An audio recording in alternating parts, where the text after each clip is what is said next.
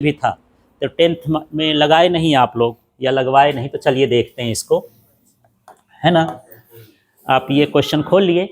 उदाहरण 9.3 है, कोई वस्तु 15 सेंटीमीटर वक्रता त्रिज्या के अवतल दर्पण से, पहले इसका मतलब निकालते हैं। ठीक है, ये क्या दिया है, वक्रता त्रिज्या ना। वक्रता त्रिज्या को किससे लिखते हैं, आर से। तो ये आर बराबर कितना हो गया, 15। लेकिन दो चीजें आपको और भी ध्यान देना है, इसमें बड़ा महत्व होता है चिन्ह का। यदि अवतल है, कॉनकेव है, तो उसका चिन्ह हमेशा माइनस में लेना है, और उत्तल है तो उसका चिन्ह किस में लेना है, प्लस में। यहां पर कौन सा लिखा है, ये अवतल, तो इसका चिन्ह क्या हो गया, माइनस। इतनी चीज समझ में आ गई, ठीक है। लेकिन जो सूत्र इसमें लगने वाला है उसमें आर की जरूरत नहीं है, एफ की जरूरत है। तो जो एफ है ये होता है r/2। हम लोग निकाल चुके हैं कि जो फोकस दूरी है वक्रता त्रिज्या की क्या होती, आधी। तो यहां पर हो जाएगा -15/2 सेंटीमीटर। ठीक है, ये किसका मान हो गया, एफ का मान हो गया।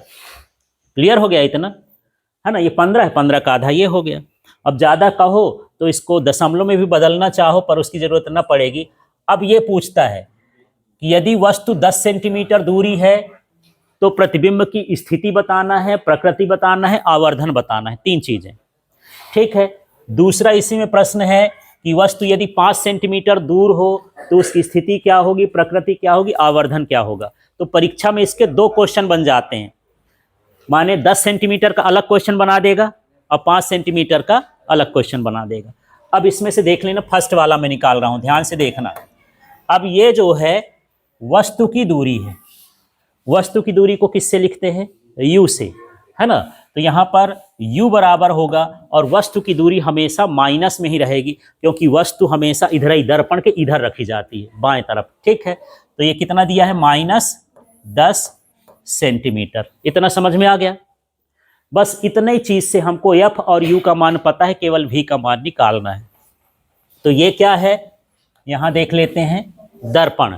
तो हमको निकालना है यहां पर दर्पण सूत्र से 1/f = 1/v + 1/u, ये सूत्र होता है। इसमें मान रखते हैं और हल करके देखते हैं कैसे कैसे। 1/f है, f का मान कितना है, -15/2। तो ये मैं लिख देता हूं -15 और /2। जब बटे के बटे हो तो इस तरह से थोड़ा सा ऑब्लिक करके लगा देते हैं। ठीक है, अभी नहीं लिखना है, बिल्कुल नहीं लिखना है। ठीक है, आप देखिए, अब ये है 1/v। ठीक है, ये लिख दे, मान तो रखना है, केवल हल करते जाना है। प्लस u का मान देख लेते हैं, 1/ कितना है, -10। u का मान कहीं भी करोगे हमेशा माइनस में लेना है, u का मान हमेशा किस में रहेगा, माइनस में। ठीक है, अब इसको थोड़ा सा और हल करने की कोशिश करते हैं। बटे का 2 है, ऊपर चला जाएगा, तो ये हो जाएगा, बीच में माइनस कर देता हूं, -2/15 बराबर क्या हो गया, 1/v। ये प्लस और माइनस का क्या होता है, -1/10। यहाँ गणित लगाना है, कोई विशेष काम नहीं है इसका। ठीक है, अब आगे बढ़ते हैं। मुझे v का मान चाहिए, तो इसको मैं इधर पक्षांतर कर दूं, है ना। तो मेरे पास क्या आ जाएगा, -2/15। ठीक, आगे का देखो, माइनस का क्या हो जाएगा, +1/10 बराबर क्या बचा, 1/v। और किसी भी कंपटीशन में इससे रे ऑप्टिक्स के क्वेश्चन रहते ही हैं, चाहे नीट का एग्जाम दो, जेई का एग्जाम दो, और दूसरे कंपटीशन देते हो, तो फिजिक्स में ये रे ऑप्टिक्स के इसी तरह के क्वेश्चन रहते हैं। आसान रहते हैं, बस तरीका भर समझो, हल कर लोगे तो। अब इसको हल करने के आपके पास 2 तरीके हैं, एक एलसीएम निकालें और दूसरा क्रॉस मेथड। तो एलसीएम के झंझट में हम नहीं पढ़ते हैं, क्रॉस मेथड ज़्यादा ईजी रहेगा, आपको एलसीएम ना सोचना पड़ेगा। ठीक है, लघुत्तम समावर्तक नहीं निकालना है। तो उसका तरीका ये होता है, ध्यान से देखो, मैं एलसीएम कुछ नहीं निकाल रहा हूँ। इस तरीका ये होता है, इसका गुणा इधर कर देंगे, है ना, इसका कहाँ, उधर कर देंगे, और दोनों का गुणा नीचे कर देंगे। ठीक, तो चलिए 10 में 2 का गुणा करोगे तो क्या आ जाएगा, और माइनस है तो कितना हो जाएगा, -20। ठीक है, बीच का चिन्ह भी देख लेना है, प्लस है तो प्लस लगा देना है, माइनस है तो माइनस, यहाँ प्लस है तो प्लस लगा दिए। हाँ, और ये 15 एक कम 15, ये 15 हो गया। नीचे आपको 15 दाम 150 करने की जरूरत नहीं, कट जाएगा, छोटे रहने दो, 15 गुणे 10 बार लिख दो, इसको क्या लिख दो 15 गुणे 10। ठीक है, अपनी गणित नहीं लगाना कि हम तो जानते हैं 15 का पहाड़ा 10 बार कर देंगे 150 हो जाएगा, पर आपको इस तरह में काटना आसान हो जाएगा। ठीक है, यहां पर आया 1/v, है ना। अब यहां पर देख लेते हैं -20 और 15 घटेगा तो कितना हो जाएगा -5।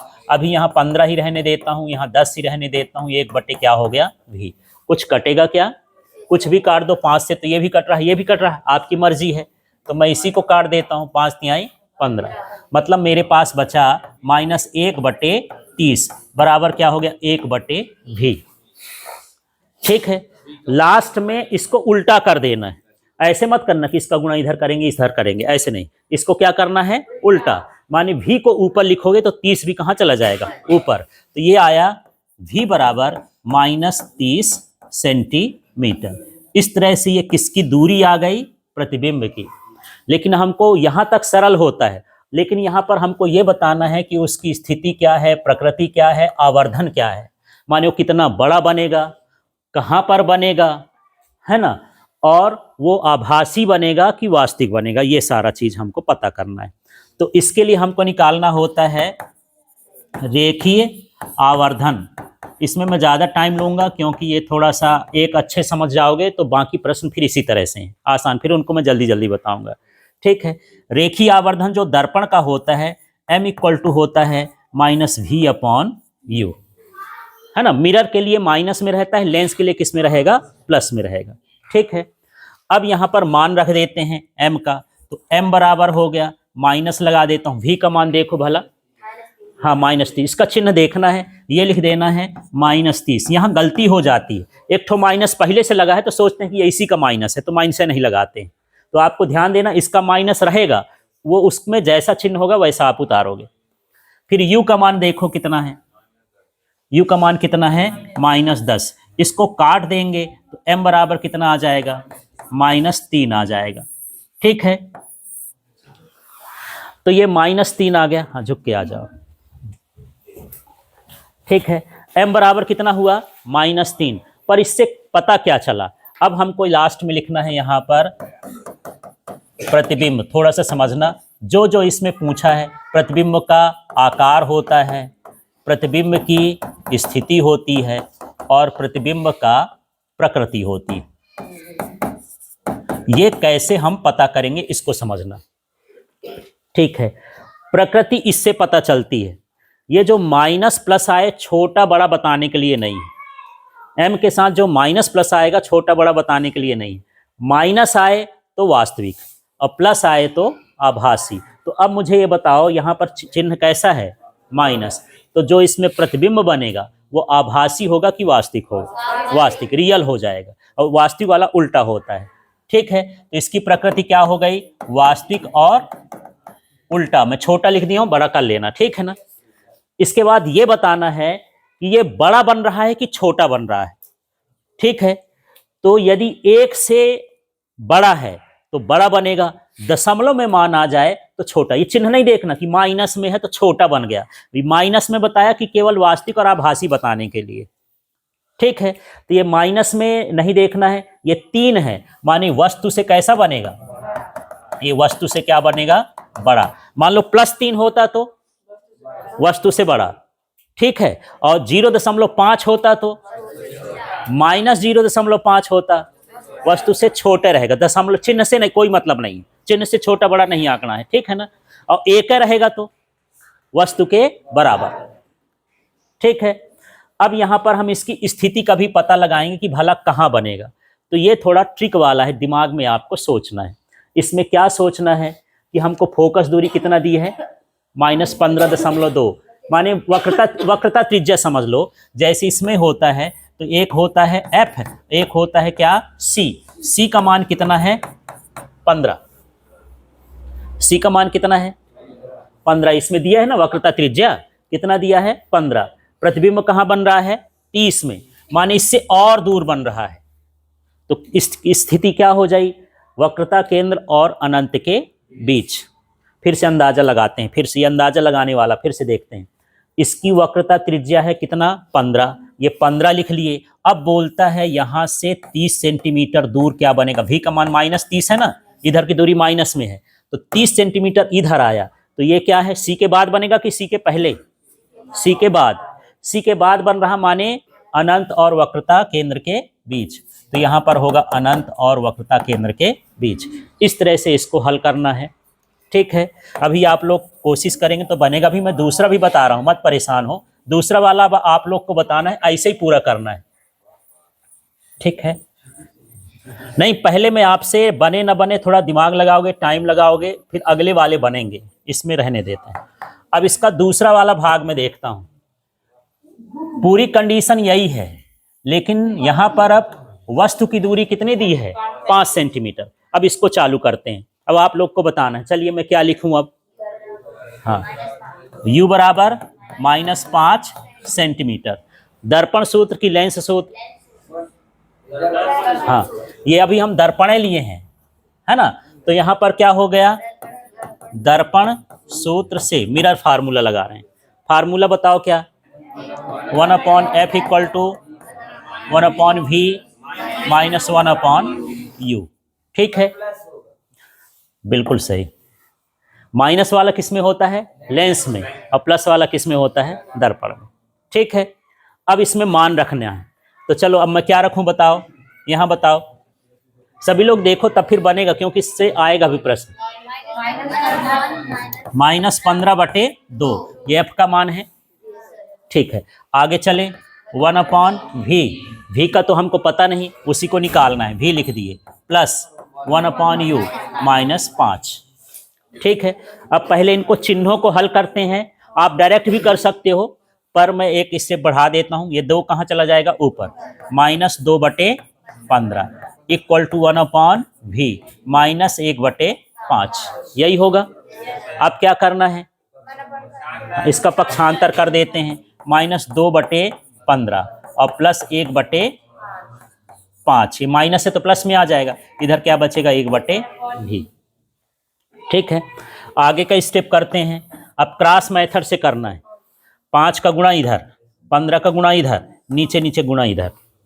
ठीक है, एलसीएम नहीं करना है, तो ये कितना हो जाएगा, -10 प्लस, और यहाँ पर कितना हो गया, 15 बट्टे में क्या हो जाएगा, हाँ 15 × 5, 15 × 75 नहीं करना है आपको, अपना दिमाग में ही नहीं लगाना, सीधे लिख देना है। ठीक, कट ही जाएगा, फिर क्या हो जाएगा, 1/v, ऊपर से घटाएंगे कितना आएगा,